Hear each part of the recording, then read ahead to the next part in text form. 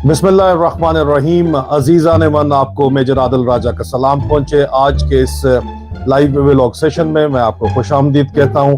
आज मैंने आपसे 5 मौज़ूआत के ऊपर बातचीत करनी है। सबसे पहले मैं आपको बताता चलूं कि वो 5 मौज़ूआत क्या होंगे। सबसे पहले तो मैं आपको एक किस्सा बताऊंगा, बड़े मज़े का किस्सा मेरे यूनिट ऑफिसर की तरफ से जो मुझ तक पहुंचा। आप तक पहुंचाना मैं ज़रूरी समझता हूँ। ख़ुसूसन जो है ख़वातीन ऑडियंस जो है, मेरी बुजुर्ग और मेरी बहनें जो मेरी माएँ मेरी बहनें जो सुन रही हैं उनके लिए। दूसरा मैं आपको बताना चाहूँगा कि इस वक्त सीरियस पावर स्ट्रगल चल रही है इस वक्त आपकी सिक्योरिटी इस्टेब्लिशमेंट के अंदर। वो उसके ऊपर मैं डिटेल में आपको बातचीत बताना चाहूँगा कि क्या हो रहा है क्या नहीं हो रहा।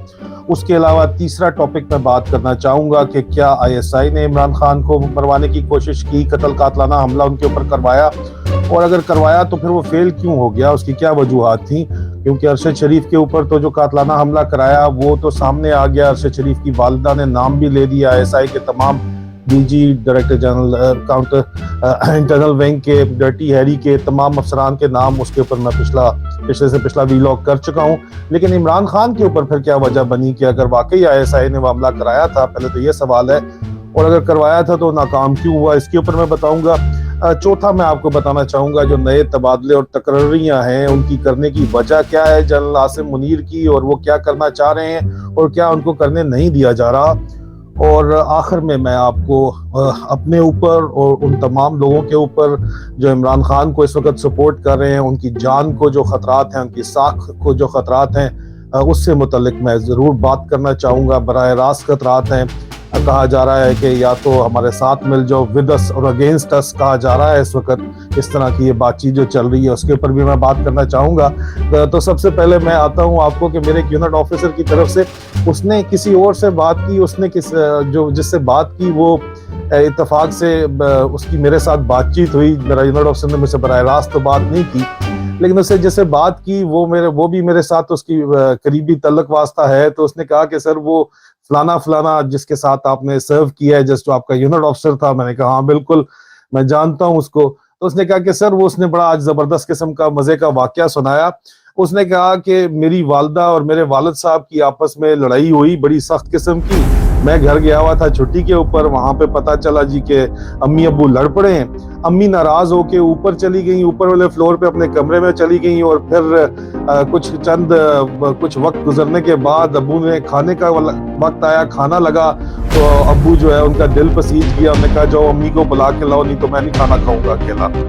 तो जाओ वो जाके बुला के लाओ। और वो कहता है कि सर मैं ऊपर गया जब, तो वहां पे मेजर आदिल राजा का सर आदिल राजा कहते हैं सर आदिल राजा का वीलॉग देख रही थी अम्मी को मैंने कहा कि मैं साथ बैठ गया, कुछ मिनट रहते थे। उसके बाद मैंने कहा कि चले अब्बू खाने पे बुला रहे हैं। तो अम्मी ने आगे से कहा अपने अब्बू को कहो जाओ जाके डर्टी हैरी के साथ खाना खाए, मैंने नहीं खाना खाना उसके साथ।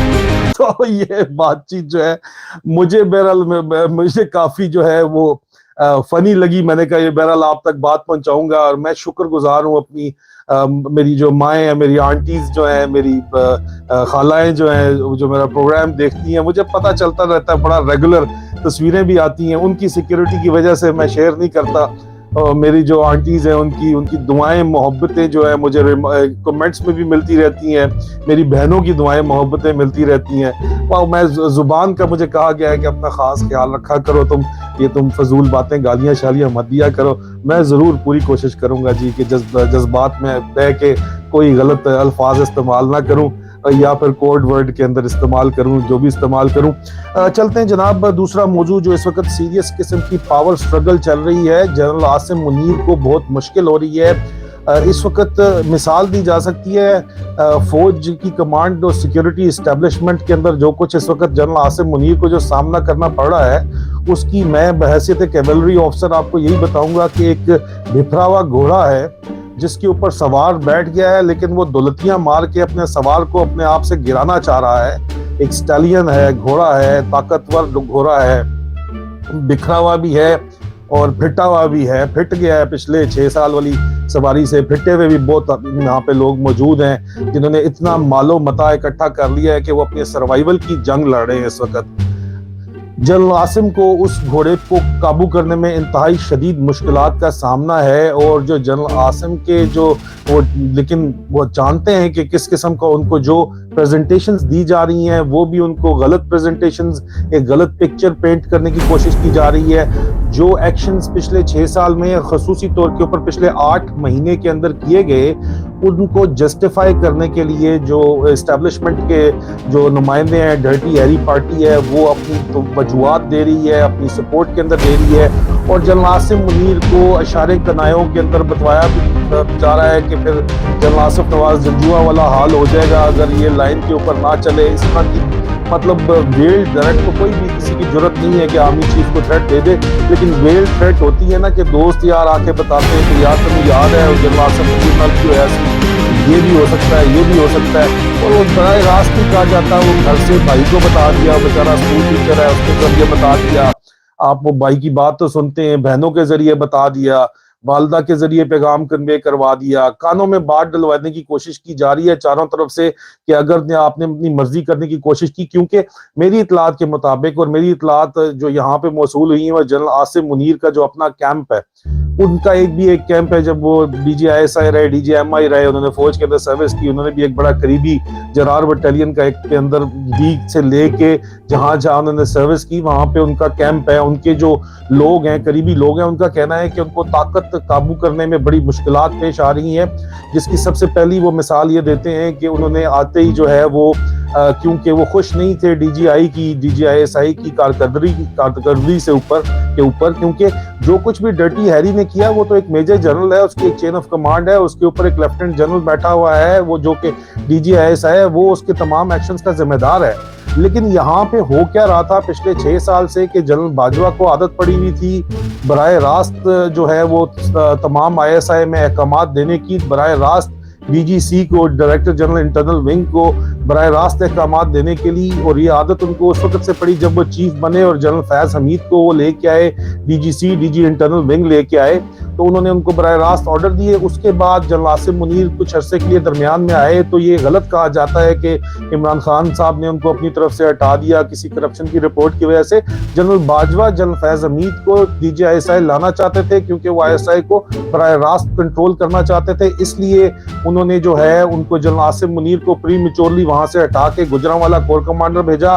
और फिर वहां पे उनकी जगह के ऊपर आप देखें कि जनरल फैज हमीद को लगा के बराह रास्त कंट्रोल करना शुरू किया उस वक्त तक जब तक जनरल बाजवा की लड़ाई जनरल फैज हमीद के साथ नहीं शुरू होगी। और फिर उन्होंने जनरल फैज हमीद को, हालांकि इमरान खान नहीं चाहते थे, उसके बावजूद झगड़ा डाल के वहां से पेशावर भेजा और वापस एक टोटल का जो है वो वहाँ पे DGISI तो उन्होंने लगा दिया, जिससे वो बहरहाल वो खुश नहीं थे, वो भी खुश नहीं थे और बाकी लोग भी खुश नहीं थे। लेकिन फिर वो DGC को डायरेक्ट क्योंकि देने के पहले तो उन्होंने कहा कि DGISI कंट्रोल करेंगे, लेकिन DGISI की अपनी निजी मसरूफियात जो हैं, उनकी एक एहलिया इस्लामाबाद में और एक एहलिया लाहौर में होती हैं, तो वो दोनों तरफ चक्कर मारते रहे, इधर और उधर। उनका जो ISI का प्राइवेट जेट है वो पिंडी और लाहौर के चक्कर, और बहरहाल दरमियान में फ्रांस के भी चक्कर लगे हैं जिसमें स्किन स्पेशलिस्ट यहाँ से पेरिस से गया है वो ISI के जेट के अंदर। तो वो इस तरह के चक्करों के अंदर वो अपने इजी गो माहौल के अंदर जो है वो थे,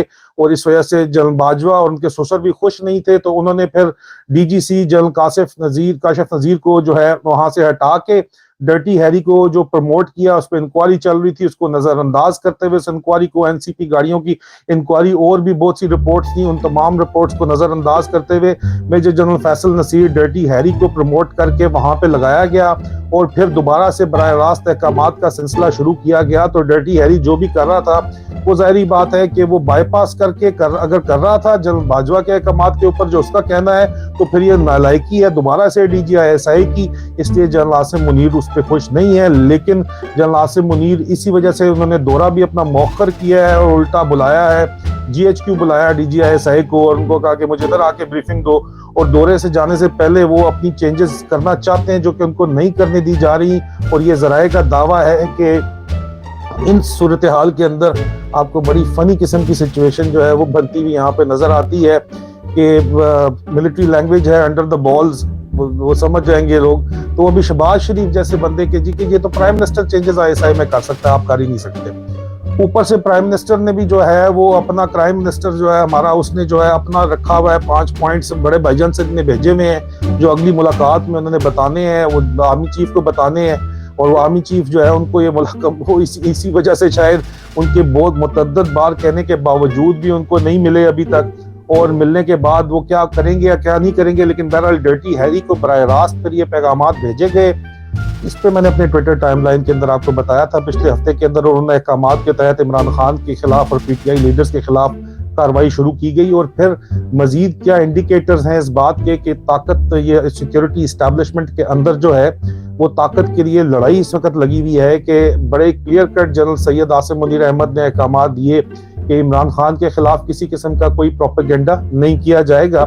लेकिन वो प्रोपेगेंडा कुछ दिन आईएसपीआर को भी दिया, आईएसपीआर ने तो बंद कर दिया क्योंकि वो बराह रास्त जीएचक्यू के अंडर कमांड है। लेकिन वो प्रोपेगेंडा आईएसआई के मीडिया विंग ने दोबारा से चालू कर दिया है। आपको ऑडियो लीक्स होती नजर आती हैं, इनके जो लिफाफे हैं वो बोलते नजर आते हैं, इनके बगल बच्चे बोलते नजर आते हैं। जाहिर बात है नून लीग के जिम्मे ये बात डाली जा रही है। जब पूछा जाता है आईएसआई में डर्टी हैरी से तो कहता है जी मैं तो नहीं कर रहा है, तो नून लीग कर रही है, तो उनका मीडिया सेल कर रहा है, ये तो उनके बगल बच्चे हैं, जियो ग्रुप वगैरह जो भी काम कर रहा है वो फिर उनकी मर्जी से कर रहा होगा। वो इस तरह की बातें करते हैं फिर आगे से। हालांकि वो इस वक्त डर्टी हैरी को भी आदत पड़ी हुई है डायरेक्ट ऑर्डर लेने की लंदन से, और डायरेक्ट ख्वाहिशात उनकी मानने की वजह से यहाँ तक हालात पहुंचे हैं। पिछले 7 से 8 माह में जो कुछ हुआ वो चीफ जस्टिस साहब के पास जब केस गया है तो वहां पे जस्टिस साहब ने कहा, एक जस्टिस साहब ने मदखेल साहब ने कहा कि अगर तो ये आप देखें कि करीमा बलोच वाला जो केस था और उनके भाई उनको कनाडा में मारा गया और बाद में कहा गया कि वहां की पुलिस ने भी कहा हादसा है, और इसके ऊपर आगे चल के बात करेंगे। अगर ये पहले बातचीत हो जाती तो ये सूरत हाल में इसके ऊपर जरूर लाजमी मैं बात करूंगा, लेकिन 5वें नंबर के ऊपर पॉइंट में बात करूंगा। मैं आपको बताऊं कि ये चेक्स एंड बैलेंसेस जो है उनको बाईपास किया गया, और एक जो है प्रोएक्टिव स्ट्रेटजी के तहत वॉइसेस ऑफ डिसेंट को कत्ल करने का जो ये प्रोजेक्ट्स जो चलाए गए पाकिस्तान से बाहर भी चलाए गए, उसका भी फॉल बैक आना शुरू हो गया है, जो कि अरशद शरीफ की शहादत के सिलसिले में आपको होता नजर आता है। लेकिन उसके बावजूद आर्मी चीफ को जो है इस वक्त ग्रिप ऑन पावर करने की बहुत बड़ी यहाँ पे एक साजिश चल रही है कि उनको डरा धमका के या उनकी जहन साजी करके या उनको मसलहतों का कह के ये जो है वो से जो वही जो बाजवाई पॉलिसीज है उनके ऊपर चलाया जाए। हालांकि आर्मी चीफ की बड़ी क्लियर कट पॉलिसी वाज़ेह हो चुकी है पूरी फौज के अंदर कि वो पाक फौज की जो और पाकिस्तान की सिक्योरिटी इस्टेब्लिशमेंट की रेपुटेशन की रिडम्पशन चाहते हैं, और उनको पता है कि वो प्रैक्टिकल स्टेप्स लेना चाहते हैं उसकी रिडम्पशन के लिए। लेकिन इसके बावजूद आपको बाजवाई पॉलिसियां जो है उनका तसलसल नजर आता है, और उसका मजीद उसके अंदर जो मुझे बातचीत पता चली है और जो इस वक्त बातचीत हो रही है वो जनरल आसिम मुनीर का जो कैंप है इंटेलिजेंस कम्युनिटी जो पाकिस्तान की है उनके अंदर भी जनरल आसिम मुनीर के कैंप का दावा है कि उनको ये वो काम नहीं करने दिए जा रहे जो वो करना चाहते हैं, और अभी इस वक्त ताकत उनके कंट्रोल में मुकम्मल तौर के ऊपर नहीं आई। और उसी से रिलेटेड जो है मेरा अगला पॉइंट है कि जो ही ताकत उनके पास आएगी तो बहुत अहम तकर्रियां और तबादले हैं जो वो करेंगे, क्योंकि वो जनरल बाजवा की पॉलिसी से मुत्तफिक नहीं थे, और उसी वजह से उन्होंने आते ही जनरल बाजवा जो आखिरी हफ्ते में चंद तकर्रियां जो चंद तबादले अपॉइंटमेंट्स करके गए हैं, जनरल न्यू चीफ ने आते ही वो अपॉइंटमेंट्स चेंज कर दी हैं। आप देखें कि उन्होंने आते ही दूसरे तीसरे दिन ही कोर कमांडर रावलपिंडी को चेंज कर दिया, जनरल ओमान जिक्रिया को चेंज करके उन्होंने अपने जनरल शाहिद इम्तियाज को लेके आ रहे हैं, और उसके अलावा भी बाकी अपॉइंटमेंट्स अभी होनी प्रोसेस के अंदर हैं। वो अपने बंदे लगाएंगे और तभी ताकत के ऊपर वो कंट्रोल कर पाएंगे, और अगर फौज पे जब वो एक दफा अपना कंट्रोल कर लेते हैं तो उसके बाद फिर सिक्योरिटी एस्टेब्लिशमेंट से रिलेटेड जो बाकी इदारे हैं वो उनकी तरफ भी जाएंगे, और फौज जब मुकम्मल उनके कंट्रोल में होगी तो फिर किसी की जरूरत भी नहीं होगी अंडर द बॉल्स जाने की। ये मतलब बहुत मजा का खेस बात है कि शहबाज शरीफ के भी किसी को जरूरत पड़ गई है, और वो भी हमारी एस्टेब्लिशमेंट की जिसकी हम क्या क्या बात करते थे। उसके अलावा आप देखें कि मैंने आपको बताया कि इस वक्त जनरल आसिम मुनीर आईएसआई में चेंजेस करने से जो है वो उनके लिए मुमकिन नहीं हो पा रहा, हालांकि उन्होंने ये करना चाहा था।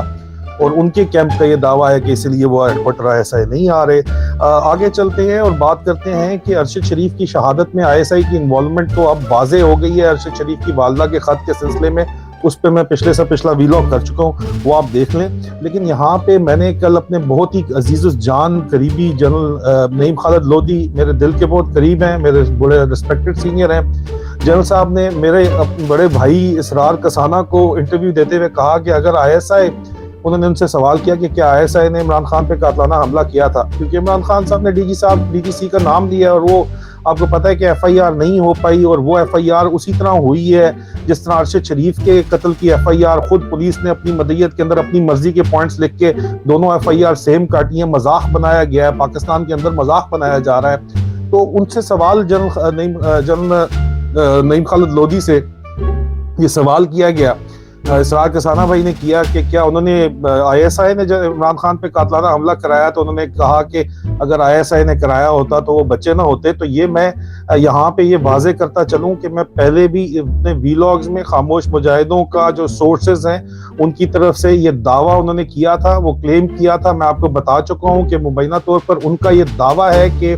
ये सारे का सारा ऑपरेशन तो डर्टी हैरी मतलब DG इंटरनल विंग का ये ऑपरेशन था, ISI का ही ऑपरेशन था, लेकिन शूटर्स जो है वो मुबैना तौर पर नून लीग से मांगे गए थे ताकि ये जिम्मा अगर कोई आए तो हमारे ऊपर शेयर्ड रिस्पॉन्सिबिलिटी हो, ये आपस में बंधे रहे एक दूसरे से। और जो शूटर्स प्रोवाइड किए गए थे वो नून लीग की तरफ से ये कहा गया कि मुबैना तौर पर ये दावा किया जराए ने कि मियां जावेद लतीफ ने शूटर प्रोवाइड किए थे, और वो शूटर्स का फेलियर था जिसकी वजह से इमरान खान बच गए, और अल्लाह ने इमरान खान को बचाना था इसलिए बच गए। इसके ऊपर मैं इंतहाई वाज़ेह बात कर चुका हूं।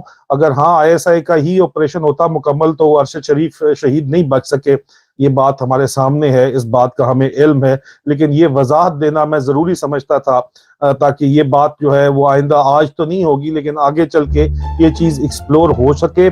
और आखिरी वक्त तक कोशिश की गई अरशद शरीफ शहीद की वालदा को दरखास्त ना जमा कराने पे 6 तारीख को 2 वकील उनको तब्दील करने पड़े, दोनों वकीलों ने पार्टियां बदल ली, आखिर में उन्होंने खुद जाके वहां पे वो दिए दरखास्त जमा कराई, जिसमें आपको पता है मैं पिछले से पिछला वीलॉग कर चुका हूँ, लोगों को भी पता है कि बाजवे से लेके नीचे तक सबका नाम शामिल है।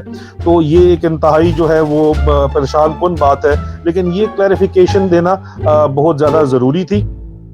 तकर्रियां और तबादले करना चाहते हैं जनरल आसिम मुनीर साहब, और जनरल आसिम मुनीर साहब जो हैं वाज़े तौर के ऊपर न सिर्फ फौज की सिक्योरिटी इस्टेब्लिशमेंट की जो रेपुटेशन है, उसके किरदार पे जो दाग हैं उनको धोना चाहते हैं, बल्कि पाकिस्तान में हकीकी तब्दीली लाना चाहते हैं। और पाकिस्तान को जो है वो ये पिछले 7 से 8 महीने में जो एक बैरूनी तसल्लुत के अंदर धकेलने की कोशिश की गई है उसको वो रिवर्स करना चाहते हैं, जिसके सबूत उनकी वो पोस्टिंग्स और अपॉइंटमेंट्स हैं जो उन्होंने कैंसिल की लास्ट मिनट के ऊपर आके, कमांड में आता ही फौरी तौर के ऊपर जनरल बाजवा की पॉलिसीज से उन्होंने इत्तफाक नहीं करते थे, तभी उन्होंने अपॉइंटमेंट कैंसिल की, और जनरल बाजवा और उनके ससुर भी गैर मुसद्दका ज़राए के मुताबिक उनके सर के ऊपर जाके बैठ गए।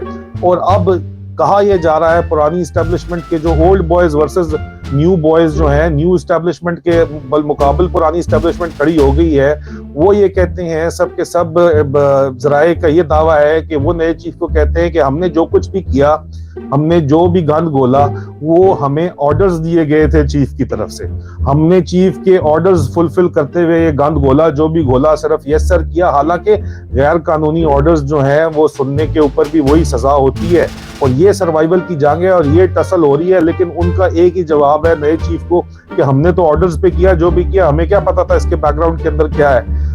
और नए चीफ जाहिर बात है कहते हैं कि जी इलीगल ऑर्डर्स थे, अगर वो कहते हैं तो कहते हैं सर कल को आप भी अगर 19-20 करेंगे और आपको पता है कि उस ऑर्डर के पीछे जो वाज़ेह तौर के ऊपर इलीगल लग रहा है, लेकिन पीछे आपके जहन में क्या स्ट्रेटजी चल रही है, तो हम तो आपका ऑर्डर सुनेंगे और आप कहेंगे कि ये लीगल है, मैंने तो हम मानेंगे, तो हमने तो ऑर्डर्स माने हैं सिर्फ।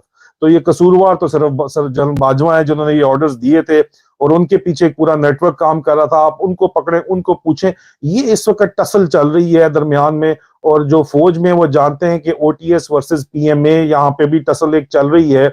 लेकिन मुझे जो खबरें मिल रही हैं वो यही है कि जनरल आसिम मुनीर की नीयत साफ है, और वो साफ नीयत के साथ कोशिशें कर रहे हैं, और उन्होंने अपनी प्रोटेक्शन को और अपने होल्ड को पहले मजबूत बनाना है ताकत के ऊपर, और फिर उन्हें आगे जाके स्टेप्स लेने हैं बहरहाल दगस दे दा मैदान दे, पता चल जाएगा। मजीद 4 हफ्ते के अंदर सब कुछ खुल के दूध का दूध और पानी का पानी हो जाएगा। उस वक्त तक हम बेनिफिट ऑफ डाउट देते हैं और साथ मशवरा देते हैं जनरल सैयद आसिम मुनीर अहमद को कि अगर खेलना है तो फ्रंट फुट के ऊपर खेलें। ये लातों के भूत हैं, बातों से नहीं मानेंगे, फ्रंट फुट पे खेलें। सर डंडा आपके पास है, फिर बात तो सीधी सी है, उसके ऊपर इस्तेमाल तो आपको करना ही पड़ेगा, तरीके से करना पड़ता है। होल्ड आपको पावर पे करनी है, लेकिन यहाँ पे जो पाकिस्तान के हालात हैं, जो गरीब आदमी के इस वक्त हालात हैं, उसमें आपका फ्रंट फुट के ऊपर खेलना बहुत जरूरी है। और किसी भी सूरत में अगर तो इमरान खान को माइनस करके ये पुरानी इस्टेब्लिशमेंट जिस तरह आगे चलना चाह रही है और जाहिर बात है वो ख्वाहिशात की तकमील चाह रही है, यहाँ लंदन से जो अहकामात आ रहे हैं, इस तरह इस किसी भी सूरत में अगर आप आगे बढ़ते हैं तो सिर्फ व सिर्फ मुल्क में एनार्की और सिविल जंग ही बच जाएगी और कुछ भी नहीं बचेगा। इस बात को अब इंतहाई वाज़ेह होना चाहिए। और बहरहाल ये बात वाज़ेह है, मेरी इतलात के मुताबिक नए चीफ को फॉर्मेशंस भी अपनी रिकमेंडेशन फाइनलाइज करके इस हफ्ते के में या अगले हफ्ते में पहुंचा देंगी। और मेरे ख्याल में वो ज्यादातर रिकमेंडेशंस यही होंगी कि पॉलिटिकल प्रोसेस में इंटरफेरेंस को जो है वो खत्म किया जाए और आईएसआई को लगाम डाली जाए। जो इस वक्त ताकत बेलगाम हुई हुई है, घोड़ा बेलगाम हुआ है, उसको कंट्रोल में किया जाए, सिक्योरिटी एस्टैब्लिशमेंट को कंट्रोल में किया जाए। और जनरल आसिम मुनीर अगर ये करना चाहेंगे और जो करना चाहते हैं तो इंशाल्लाह उनकी फौज जो है वो उनके साथ खड़ी होगी, क्योंकि इस फौज के जो मुजाहिद हैं, खामोश मुजाहिद हैं, उनकी सबसे पहली जो जरूरत है, रोटी से भी पहले उनको इज्जत प्यारी है अपनी, वो इज्जत के लिए नौकरी कर रहे हैं। और मैं आपको बताऊं कि जर्नैल तो चंद एक लोग ही बनते हैं ना, 1000 में से 1-2 बनते हैं सिर्फ जर्नैल, ठीक है, बाकी तो सारे के सारे यहाँ पे 80% मेजर रिटायर होते हैं बेचारे। और उन लोगों को अगर आप कहें कि जी वो उन्होंने दोबारा दूसरी जॉब्स करनी होती हैं अपने बच्चे पालने के लिए, वो इज्जत की खातिर सबसे पहले नौकरी कर रहे होते हैं। जो माशरे में एक इज्जत है जिसको वो वापस हासिल करना चाहते हैं, उसके लिए अगर आपको चंद जो है वो टोनियों की कुर्बानी देनी पड़ती है तो सर वो आपको बहरहाल देनी पड़ेगी। आखिर में जो है वो इंतहाई कोशिशें की जा रही हैं कि इस वक्त पुराने ओल्ड बॉयज की तरफ से, पुरानी स्टैब्लिशमेंट की तरफ से नई स्टैब्लिशमेंट का नाम लेके, नई चीफ का नाम लेके कि जी नए चीफ ने कहा है ये कि जी मुलाकातें करके पैसिफाई किए जाए रेजिस्टेंस जो उनके खिलाफ है, एस्टेब्लिशमेंट के खिलाफ, जिसमें आपका भाई भी शामिल है। उसको समझा जा रहा है कि जी वो इस काबिल है, मुलाकातों की कोशिशें की जा रही हैं।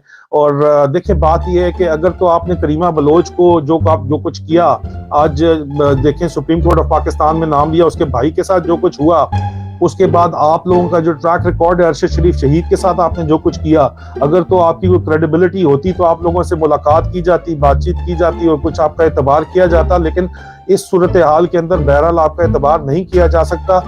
अपने सिलसिले में, बाकी लोगों के सिलसिले में तो लोगों ने एफिडेविट, जो डॉक्टर मोहित पीरजादा ने एफिडेविट लिख के दिया हुआ है, जो पाकिस्तान से बाहर हैं वही सच बोल सकते हैं। पाकिस्तान में जो भी बैठा हुआ है वो बहरहाल किसी ना किसी लेवल के ऊपर कॉम्प्रोमाइज्ड है, इसमें मुझे किसी किस्म का कोई शक नहीं है। प्लीज माइंड मत कीजिएगा, जो लोग बोलते हैं उनको कीमत उठानी पड़ती है, सिर्फ रीट्वीट और कमेंट करने के ऊपर ही इनके घर पहुंच के इनको उठा लेते हैं। तो आप जाहिर बात है पाकिस्तान से बाहर जो है बंदे, उसमें वही लोग इस वक्त बोल पा रहे हैं, उनको उनकी जान को इस वक्त शदीद खतरा है। मेरी जान को जो खतरा है वो मैं आपको पहले बता चुका हूँ, और किन लोगों से खतरा है वो मेरी यहाँ की पुलिस को मैंने राइटिंग दे चुका हूँ। एक ओपन केस चल रहा है, उस ओपन केस के तहत जो है मुझे प्रोटेक्शन भी प्रोवाइड की जा रही है। यहाँ लंदन में मुकीम कौन कौन लोग हैं और पाकिस्तान की इस्टेब्लिशमेंट में और पाकिस्तान में कौन कौन लोग हैं, एक एक का नाम और कोई 50 एक नाम है जो मैं दे चुका हूँ यहाँ पे, यहाँ की पुलिस को इन राइटिंग दे चुका हूँ। अगर मेरे साथ कुछ होता है तो यही काम जो है बाकी लोग भी कर रहे हैं। डॉक्टर मोहित पीरजादा ने भी अपने जो है वो सोलिसिटर को, अपने लॉयर्स को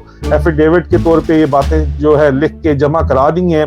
पाकिस्तान से बाहर जो भी लोग भाई बैठे में हैं उनको ये प्रिकॉशंस बहरहाल लेनी पड़ेंगी कि उनको, अगर वो इमरान खान का साथ दे रहे हैं, हक और सच की बात कर रहे हैं, तो उनको ये लिख के देना चाहिए, अपनी ये प्रिकॉशंस ले लेनी चाहिए कि उनके खिलाफ ये कार्रवाई की जाए तो उसका जिम्मेदार कौन होगा। क्योंकि अरशद शरीफ की शहादत के बाद ये इंतहाई बात वाजे है कि जो कुछ ये करना चाह रहे हैं, जो कुछ उन्होंने किया, इनसे कुछ भी मतलब बियॉन्ड नहीं है। अभी डेस्परेट हुए में है। डर्टी हैरी को जो है इस वक्त उनको सामने अपनी मौत नजर आ रही है। उनका ये कहना है कि जी हमने तो ऑर्डर्स के ऊपर किया जो भी किया, लेकिन बहरहाल इलीगल ऑर्डर्स की तकमील भी जो है उसकी भी सजा वही है जो ऑर्डर डिसोबे की है। और इसी सिलसिले में वो नए चीफ के ऑर्डर डिसोबे करते हुए इमरान खान के खिलाफ प्रोपेगेंडा चला रहे हैं। आइंदा आने वाले दिनों में मुझे भी कहा गया आपकी भी कोई वीडियो ऑडियो जोड़ तोड़ के नहीं निकालेंगे, एक और पहले बहुत सी निकाल चुके हैं, बड़े चैनल्स पे चला चुके हैं। आज इमरान खान के खिलाफ ऑडियो निकली हुई है, कहते हैं अभी आपकी निकालेंगे, आगे ऑडियो वीडियो मजीद निकालेंगे, डिस्क्रेडिट करने की कोशिश करेंगे, चैनल डाउन करने की कोशिश करेंगे, ट्विटर को हर दूसरे दिन खत लिखते हैं अपने। ये अभी जो है ना आखिरी जो तड़प रहे हैं ना, ये जो इनकी तड़प है पानी से निकलने के बाद, मछली जिस तरह तड़पती है उस तरह डर्टी हैरी पार्टी इस वक्त तड़प रही है। तो इनकी तड़प जो है वो पाकिस्तान के लिए बहरहाल खुश आइंदी है, मुझे तो यही लगता है। और अगर ये आपने तालाब साफ करना है तो तालाब से फिर मरा हुआ कुत्ता तो निकालना ही पड़ेगा। और मैं आखिर में फिर दोबारा यही कहूंगा जनरल सैयद आसिम मुनीर अहमद को कि sir just play on front foot, don't worry about them, the entire army will stand behind you, the entire nation will stand behind you if you're serious in doing what you're saying.